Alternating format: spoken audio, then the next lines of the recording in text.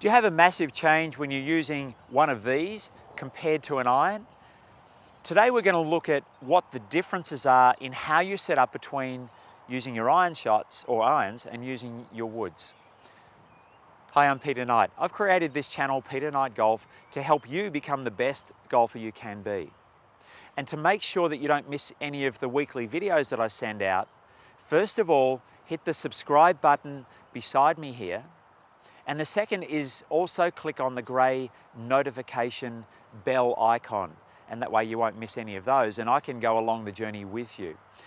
If you have any comments on these videos, put them in the box below, because I've used them as ideas around creating videos in the future, and I look forward to being able to help you by giving you exactly what it is that you're asking for. If we have a look at driver and iron, I've got a 7-iron here. We can see huge difference in the length of the club. There are a lot of principles that stay the same, and then there are some that are different because the clubs are different. So let's have a look at what those similarities and differences are with the setup. First thing, when I'm playing an iron shot, I'm looking to strike the ball on the ground at the same time or about the same time. But the lowest point of my swing, so the club's going to move to its low point and then swing away and up to the finish. So there's got to be a low point somewhere. I want that low point to be around about 10 centimeters or so in front of the ball. It changes according to the club that I've got. But if you think anytime the ball's sitting on the ground, I want that low point to be ahead of the ball, which means that the ball's being struck with a shallow descending blow. Driver's different. When I hit my driver, I'm looking to catch the ball ideally with a very shallow but ascending blow, so not a descending blow. Now, because my swing moves toward a low point and then away from a low point, with my driver, I position the ball a little bit further forward in my stance so that I'm more likely to catch the ball after the club has reached its low point.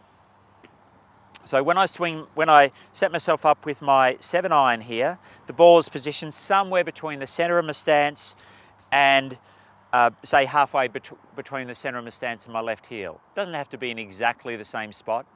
My driver, though, is going to be somewhere between my left heel and my big toe.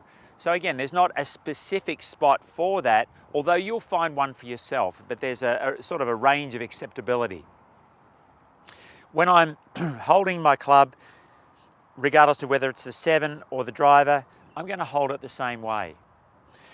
When I set myself up with my 7-iron, my upper body is going to lean slightly away from the target, and my hands are going to be just over the ball. Now, the butt of the club appears to point to about my left hip socket.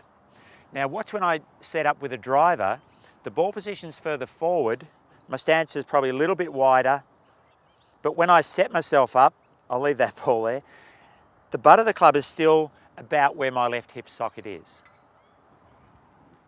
So if we look from down the line, here we can clearly see the effect of the length of the club. So the driver is the ball with the driver is going to be positioned a lot further away from me.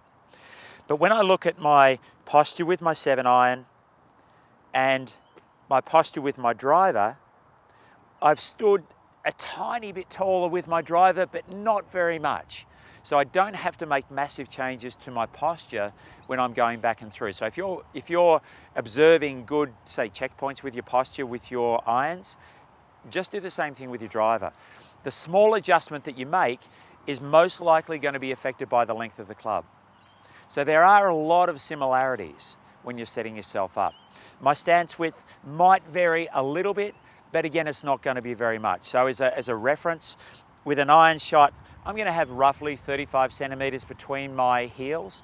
With a driver, it might get to 40, but that's about it. I'm not going to dramatically increase the width of my stance or narrow it just because I'm using a different club. So if you follow those same similarities and differences with your driver, you'll find that you tend not to get massively different movements in the swing. So again, as well as just setup, there are a lot of similarities with the swing. There are some differences, but if you're making major changes to how you set up for a driver compared to what you do with your irons, then obviously that's going to have an impact on your swing. Observe yourself hitting shots or setting up with an iron and setting up with a driver. Have a look yourself to see if there are similarities and differences in your swing.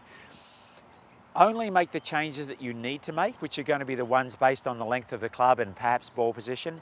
Everything else is going to be pretty much the same. Do that and you'll find that your consistency will increase, probably with both irons and woods.